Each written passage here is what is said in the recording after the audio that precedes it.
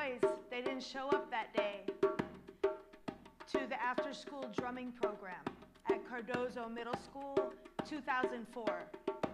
And it was my first time teaching drumming to youth after years of pounding the pavement, playing my drum for every cause under the sun. I knew what it felt like to play the djembe, especially for a woman, powerful, like freedom incarnate.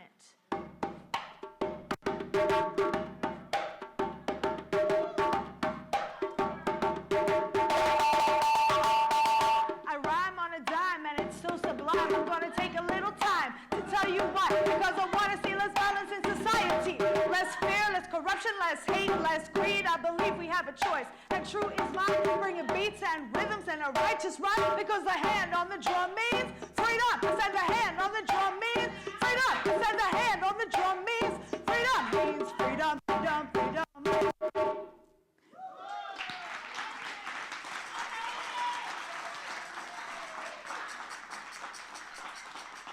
But I still could not get those girls in the drumming after school program to actually play their drums.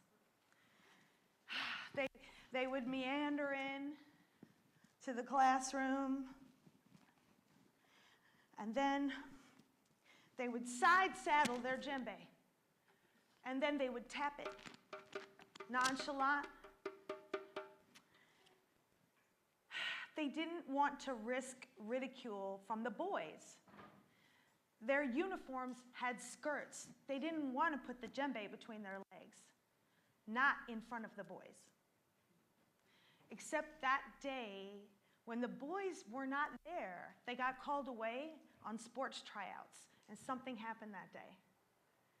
Something happened where the girls, they took the drums between their legs, and they beat those drums. And they played those drums. And they did work. The work of release, the work of expression, the work of focus, the work of collaboration, the work of culture, the work of rhythm, the work of sisterhood.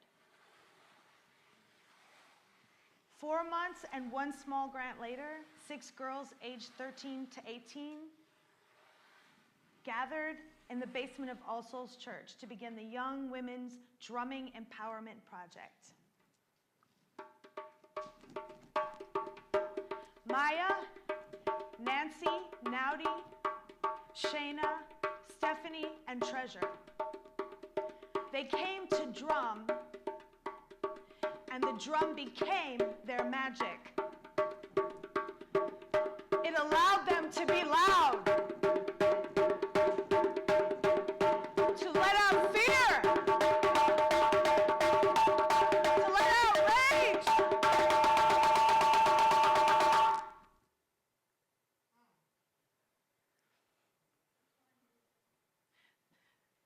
They found a rhythm for their pain, and they turned it into power. And then they started to write, and they wrote their thoughts and their feelings and their observations, and then those became poetic expressions of their authentic selves. In no time, with the support of a handful of great teaching artists, dress rehearsals were happening at the DC Arts Center. The girls were rehearsing their spoken word skits, songs they wrote, poetry recited over drums, rhythms. This was it, this was real. They were going to do this. Maya's spoken word piece on grief and eternal emergence. Butterfly. Treasure, who was still healing from a flying bullet that caught her in her collarbone from being in the line of fire in her neighborhood, sang a song she wrote, a blues song called No Sympathy. No sympathy, no sympathy, no sympathy, no sympathy. Naudi, she wrote a song about unrequited love on her guitar. The safety pin on latch today. my world came crashing down. And then there was Stephanie and Nancy and Shayna, the quietest of our crew, were all writing their own spoken word poems about being misunderstood, about being judged, stared at, about being dehumanized, about being different, about wanting more. Opening night, the Black Box Theater goes dark and a spotlight shines on 6 young women with djembe drums who call themselves the she-poets of the rising moon. And they call their production that year, Djembes Have Curves. Yeah.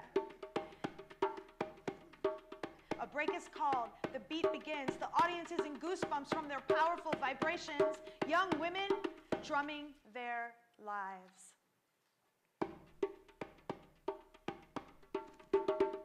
The beat lowers.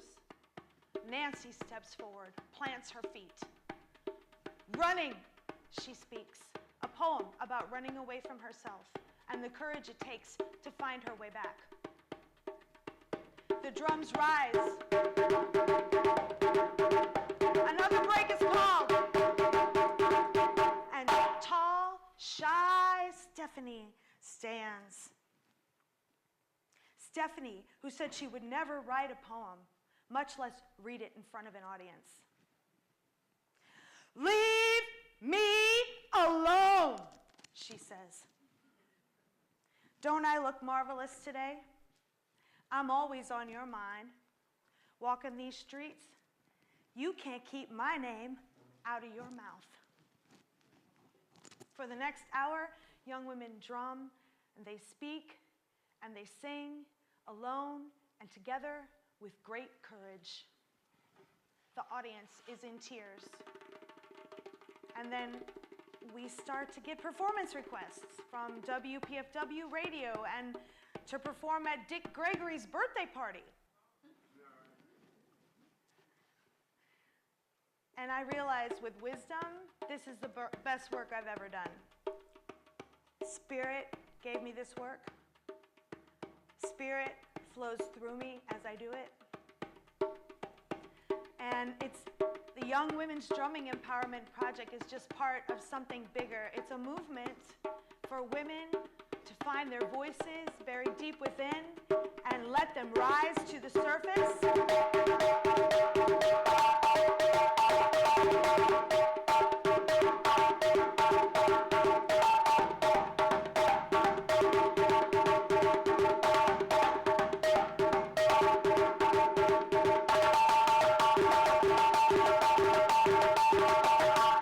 A drumming empowerment movement that starts with our girls and ends with an intergenerational sisterhood of the drum.